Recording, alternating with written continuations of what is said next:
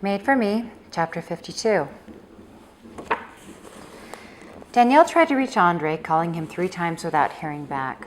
She then wrote him a letter using the address he'd provided on file. In it, she gave him the barest of details, revealing the pregnancy and that she was going to raise it by herself and visit himself, Georgi, and later when it could be arranged. Danielle told Glenda about her situation, requesting confidentiality. Of all people, Glenda needed to know of her doctor appointments. She also confided that her father was unwell for the primary reason if calls came through from the state, she was to put them through.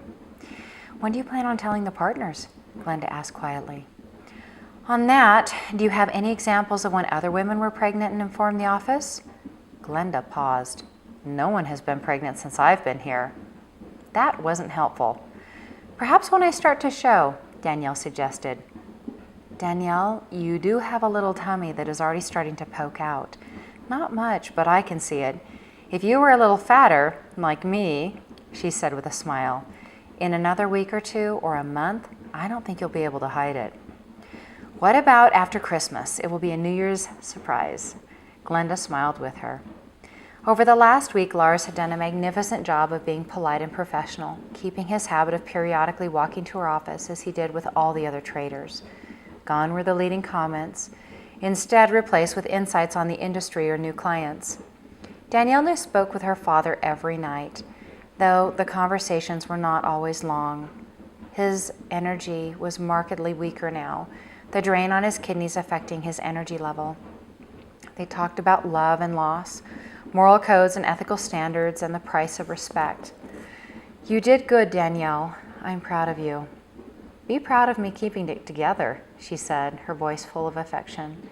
She didn't think it was possible to grow closer to him, but it had happened. Every night, he told her to have fun, work hard, and live life to the fullest.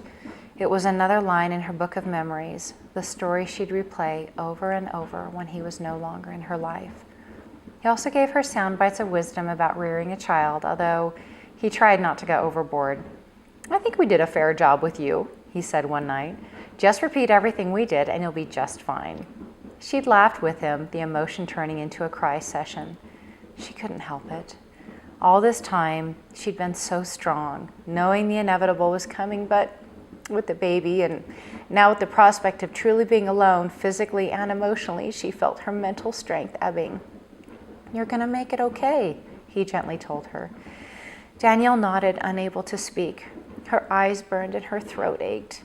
"Who am I going to talk to, turn to?" she managed to ask. "Georgi, Lonnie and Stephen, God, probably more than anyone else. He's always ready." Danielle almost smiled. "Are you looking forward to this?" she asked him. "I'm certainly not afraid of it, but that's not what you're asking, is it?" "I haven't spent time dwelling on what I'm going to miss, Danielle. Nothing good comes of envisioning birthdays, walking, the tooth fairy, graduation, and me not being present. That's the gray view of the world. What I do let myself imagine is the love and absolute joy on your face, looking down, holding her, drying her tears, smothering her with kisses." He stopped then, hearing her quiet sobs. "Danielle, you are my pride and the light of my world. And your daughter will be that for you." I can't," she choked out.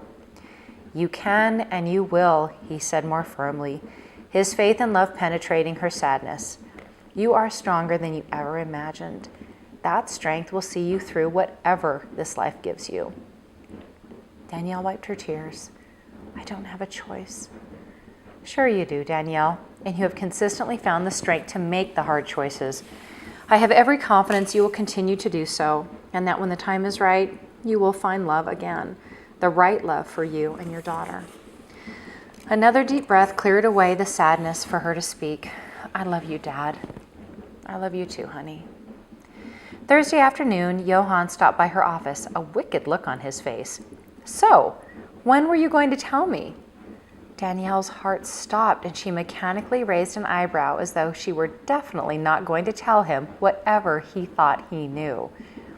"Secrets just don't last around this place, do they?" she asked. He rolled his eyes. "Sure, but something this big, this transformative, and you don't tell half of your favorite dancing team?" He either found out about Lars or the baby, but how and when, she had no idea. A woman has to have a few secrets, she said cautiously.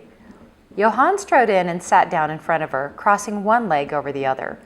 Not when she shares the secret with 500 people a day and excludes me. He paused then, still staring. Stars and stripes? Danielle almost fainted with relief as he continued. Dario took me there last night, and for the first time, I saw Stephen. Then he took me back to meet Lonnie, and then I find out you are a part owner?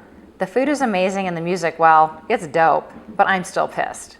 He exhibited none of the usual signs of anger. I should have been the first one to know.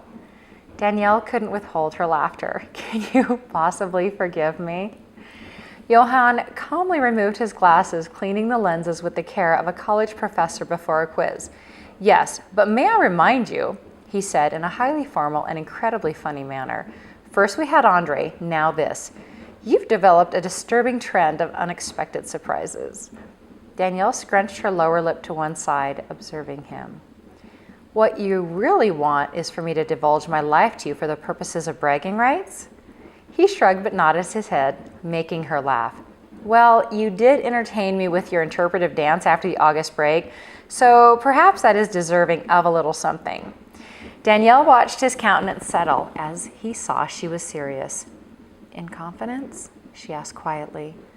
I'm pregnant. Johann's head dropped forward as though his neck had momentarily lost all strength. When it jolted back up, he bobbled it around, shrugged his shoulders, and said, Okay, I think I heard you say you're pregnant? Danielle affirmed that he had heard right. By a man. Danielle put her hand to her mouth, muffling her laughter, nodding. Okay, I'm digesting this, so no artificial insemination. So like a boyfriend? The laughter subsided immediately. He was at the time. Johann's face reflected his thought process. But it's not his. Then it must be Andre? He asked under his breath. Danielle nodded. Wow. You could say that. Johann interlaced his fingers on his knee, then glanced over his shoulder and back to her. Does management know? Only Lars. Johann processed the information. But you aren't with Andre anymore. That's right. Double wow. What are you going to do? What I have been doing. Work. Johann leaned forward. I mean about Andre. There is no Andre, no boyfriend, only me. So, she said, reverting to a crisp, business-like tone, you can go home with the knowledge you have a secret. Well, two, since you know about Stars and Stripes. No one else knows around here except Lars and Glenda. Come to think of it, she doesn't even know about the restaurant. Johann nodded his head. Triple wow. Anything I can do? Sure. Keep making me laugh. That always works. Johann stood up. I can do that.